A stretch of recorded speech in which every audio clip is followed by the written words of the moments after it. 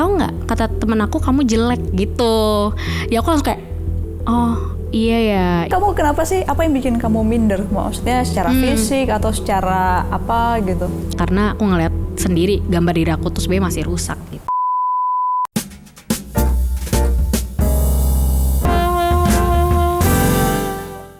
Terus kamu kegiatan kamu apa sih? Lagi sibuk apa? Kerja yang pasti. Terus aku aktif juga di gereja karena koordinator praise and worship.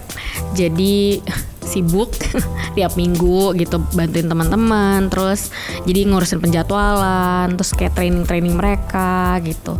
Terus kemarin sih masih sibuknya Symphony Worship sih. Sekarang kan lagi pre-production kan. Kemarin kita live recording konser, terus habis itu biasanya nanti bakal jadi Spotify, bakal jadi YouTube. Nah ini tuh lagi di mixing, lagi mastering gitu. Jadi lagi sibuk memilih-milih dan bantuin Kak Ivan buat mana nih yang oke, atau liatin videonya gitu-gitu sih. Gimana rasanya mendengarkan suara sendiri? Aneh. Gitu. Kayak setiap aku abis launch gitu malah nggak mau dengerin gitu. Maksudnya malah kayak ngapain sih gue gitu. Kenapa sih begini gitu, perfeksionis. Ya, kayaknya harusnya nggak kayak gini deh gitu. Tapi ya seneng lah, maksudnya karena Symphony Worship kan bukan solo gitu ya, maksudnya bukan yang kayak penyanyi sendiri. Jadi seneng dengerin teman-teman yang lain gitu, seneng dengerin teman-teman musik juga gitu. Mereka berkreasi segala macam gitu. Tapi kalau dengar suara sendiri sih lumayan aneh. Lagu favorit kamu apa? Aduh, susah banget lagi. Aku suka banget sebenarnya 2 lagu. Yang pertama tuh Love to Worship, itu album yang pertama banget. Love to Worship tuh I worship you, Jesus, I worship you with all of my heart and all of my soul. I love you, I love to worship you. Terus semua firman-Mu, amin. Sebab Kau Yesus Tuhan tak pernah ingkar janji-Mu, Kau pasti genapi semua firman-Mu, amin. Itu bagus, dua-duanya diciptain sama Kak Ivan Handoyo. Merasa kayak lagi denger YouTube ya? Bagus banget, aku suka banget sih 2 lagu itu. Apa yang bikin kamu suka? Kalau Love to Worship tuh sebenarnya kayak lagu cinta gitu. Kita kan sering ya denger lagu-lagu cinta gitu ya. Nah ini tuh kayak lagu cinta kita buat Tuhan gitu. Mengekspresikan, maksudnya kalimat demi kalimat tuh buat aku kayak meaningful gitu. Kayak dari hati aku maunya sama Tuhan gitu. Cuma Tuhan yang berdaulat atas hidup aku, makanya aku mau menyembah Dia gitu. I love you, I love to worship you, kayak gitu, udah ngungkapinnya tuh pakai lagu gitu. Kalau semua firman-Mu, amin, udah pasti sih dari kata-katanya udah bagus banget, udah bener-bener sebenarnya dikutip dari ayat juga, sekalipun tak ada dasar untuk berharap, tapi Abraham berharap juga. Itu kan dari ayat Alkitab, dan itu benar-benar menguatkan buat aku. Jadi aku nggak tahu sih, mungkin kita semua pasti punya pergumulan ya, dan lagu itu tuh menguatkan, ngingetin kalau ya semua janji Tuhan, semua firman Tuhan tuh ya dan amin gitu, asal kita mau percaya dan mau ikut sama jalannya Tuhan. Itu sih 2 itu kayak menguatkan aku dan nge-refresh aku terus gitu. Jadi itu kayak my favorite songs gitu. Terus itu juga kamu yang nyanyi ya? Iyalah ya. Kayaknya iya deh, semua firman Mami iya. Terus Love to Worship bareng-bareng ya, tapi Kak Ivan leadnya gitu. Gitu. Kamu yang paling views yang paling banyak kayaknya waktu dengan apa kan ku balas? Dengan apa ya? Nggak tahu ya. Iya ya, kalau nggak salah, kalau nggak dengan apa aku nyanyi haleluya, aku lupa. Iya kayak dengan apa sih benar. Pertama. Coba dong nyanyiin secara live dong di sini. Coba ya.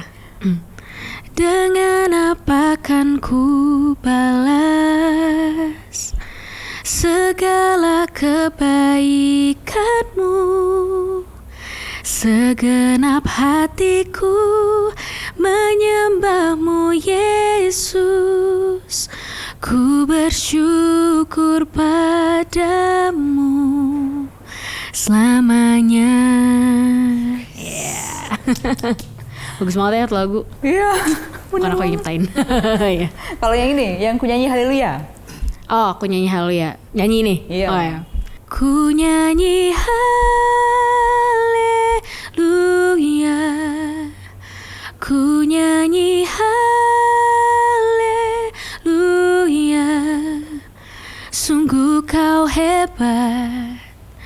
ajaib perkasa perbuatanmu di hidupku.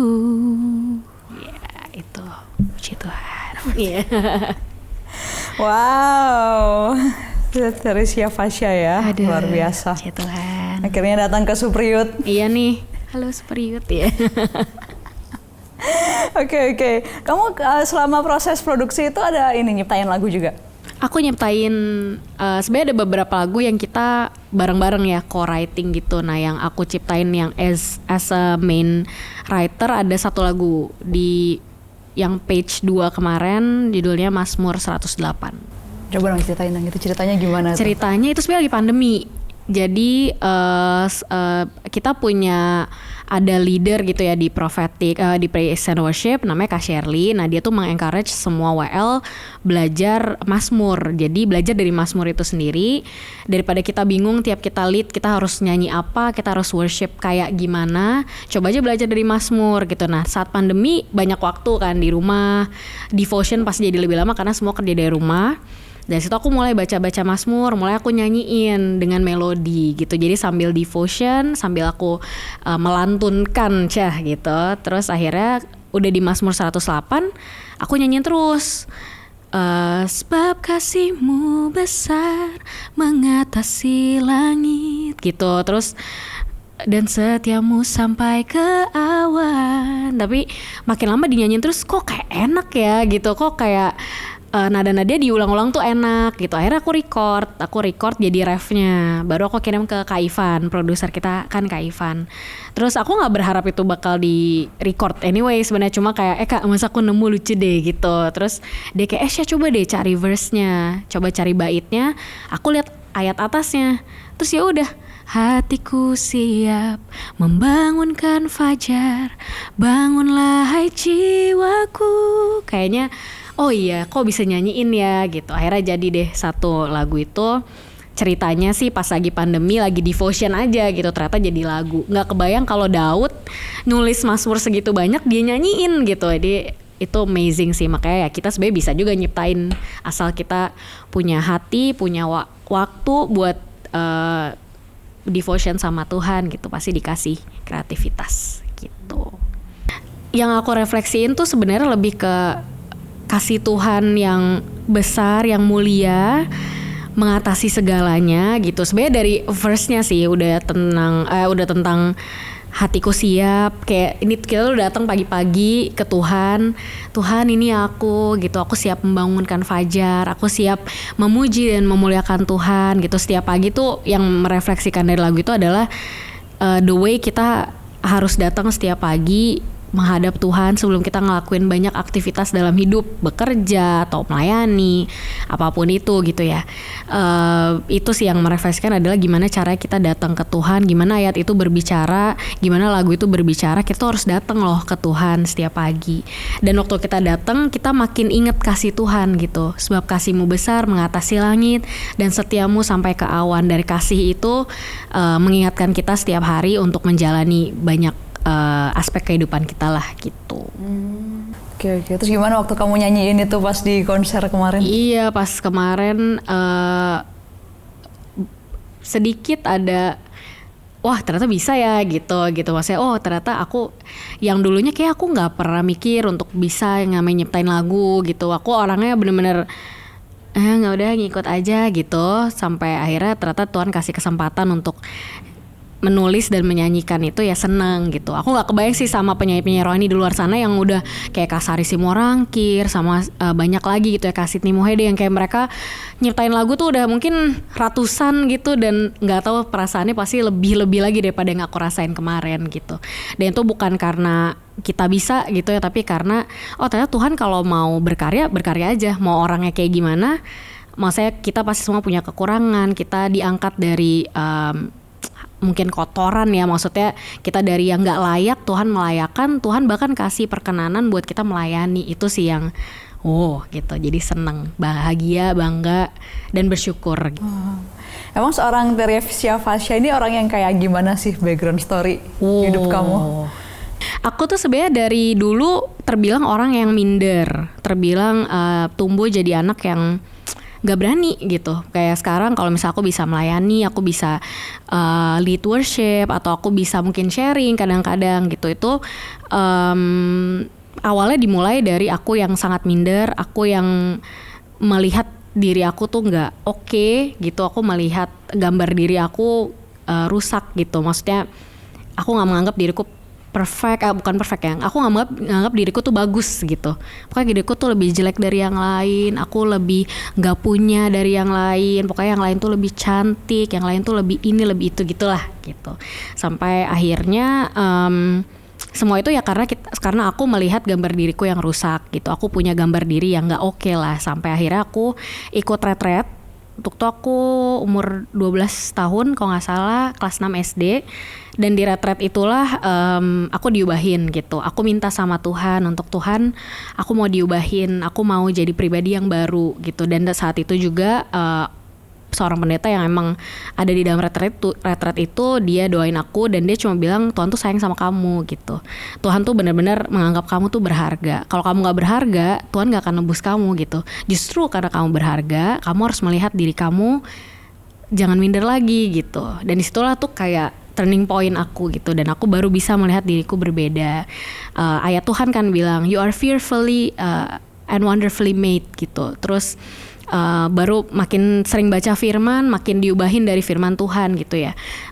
Janganlah menganggap dirimu rendah karena kau muda gitu, tapi berubah dengan pembaruan budimu gitu-gitu. Jadi aku baru ngerasa oh ya, Tuhan ternyata sebenarnya punya otoritas buat aku untuk melihat diri aku sendiri jadi pribadi yang sesuai dengan apa yang Tuhan mau.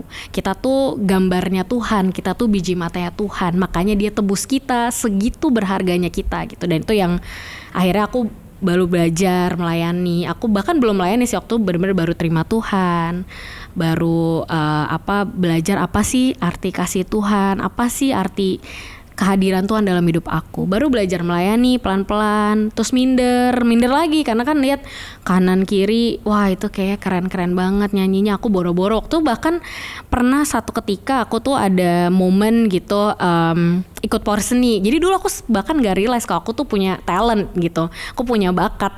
Aku sampai gak tahu kalau aku ternyata bisa nyanyi ya gitu. Terus satu kali waktu SD guruku sempat mengikut sertakan aku lah ke dalam sebuah kompetisi itu ya, power seni antar sekolah. Begitu datang mau nyanyi, keyboardisnya salah kunci. Jadi kok nggak sesuai sama yang dilatih, nangis. Saking aku takut dan nggak pede, nangis gitu. Jadi dari situ aku udah ngerasa, aduh aku udah nggak mau deh nyanyian gitu, karena aku bukan di sini deh gitu. Tapi ternyata satu peristiwa itu Tuhan mengubahkan sampai sekarang. Akhirnya aku bisa Tuhan sempurnakan. Aku juga secara skill mungkin aku jauh banget dari yang lain. Penyanyi-penyanyi rohani lain tuh ada yang lebih deh dari aku gitu. The way they sing gitu, mereka membawa diri mereka mungkin jauh lebih amazing dari aku gitu. Tapi when I look back gitu, Tuhan udah lakuin banyak dalam hidup aku bersyukur gitu. Oh ternyata Tuhan masih berkenan. Dan akhirnya ya itu, background aku dari orang yang minder sampai sekarang jadi orang yang berani untuk melangkah sama Tuhan. Apapun yang Tuhan mau, ambil deh Tuhan gitu. Maksudnya aku ikut deh sama Tuhan gitu. Selagi aku masih bisa, aku cuma bisa bilang Tuhan, aku gak punya apa-apa, aku gak bisa memberi. Misalkan ada orang-orang yang mungkin secara financial bisa lah memberi buat donasi segala macam dalam skala besar, mungkin aku gak punya itu.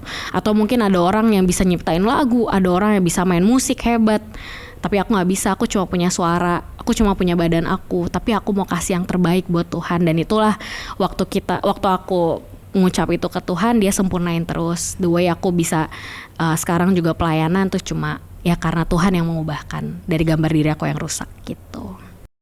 Kamu kenapa sih, apa yang bikin kamu minder? Maksudnya secara fisik atau secara apa gitu? Iya, pertama sebenarnya akarnya itu sih ya, karena udah ngelihat diri aku jelek aja gitu secara fisik gitu ya. Mungkin aku lihat teman-teman lain kok lebih cantik. Terus aku juga emang datang dari background keluarga yang sederhana ya. Jadi begitu ke gereja atau misalnya lihat teman-teman yang, aku kemarin liburan ke sini dong gitu. Sementara aku kayak nggak liburan gitu. Minder. Jadi kayak aduh aku nggak kayak gitu. Terus sebenarnya temanku semua punya mobil, diantar supir, diantar papanya pakai mobil bagus, aku enggak, naik angkot gitu. Dan itu yang aku jadi minder gitu. Jadi ngelihat dari sisi financial, dari sisi look aku gitu, dari sisi semuanya lah. Jadi aku sering banget ngejauhin diri aku dari teman-teman gitu, karena aku tahu kayak aku nggak worth deh gitu, kayaknya aku nggak cocok deh temenan sama kalian gitu sih. Jadi dari beberapa sisi lah, tapi ya akarnya karena aku ngeliat sendiri gambar diri aku tuh sebenarnya masih rusak gitu.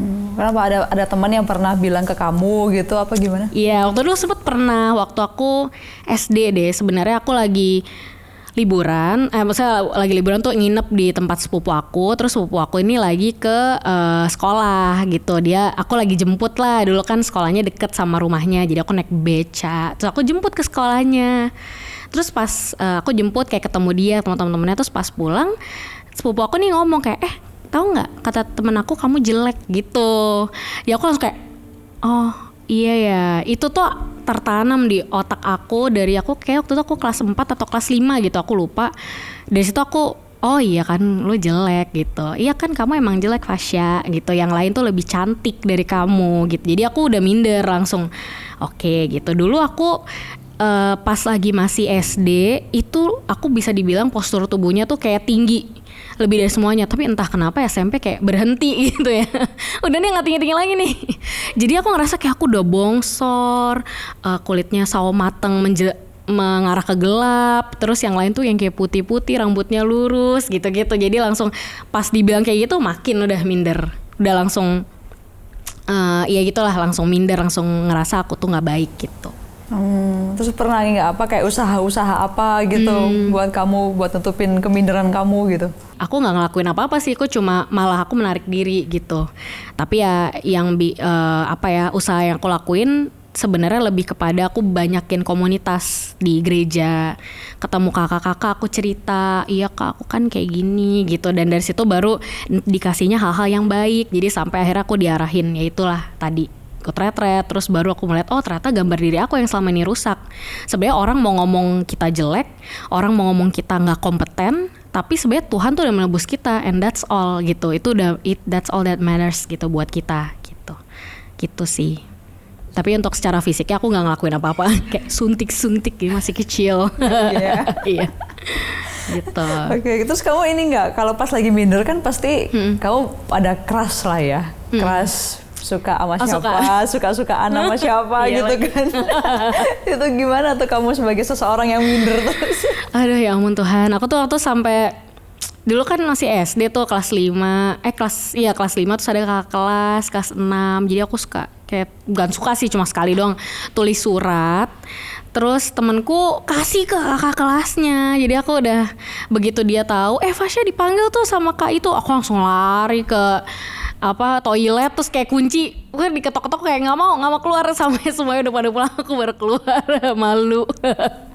Gitu deh, aduh aneh banget ya ampun, kenapa sih? Gitu. Pas masa-masa masih ini ya, masih baru puber gitu, baru puber. Terus SMP juga sama gitu deh. Aneh banget. Pacaran lama sama cowok itu, sama mantanku sekitar 8 tahun. Harus kandas juga karena orang ketiga gitu ya. Jadi aku dicampakkan, aku dibuang, aku nggak dianggap.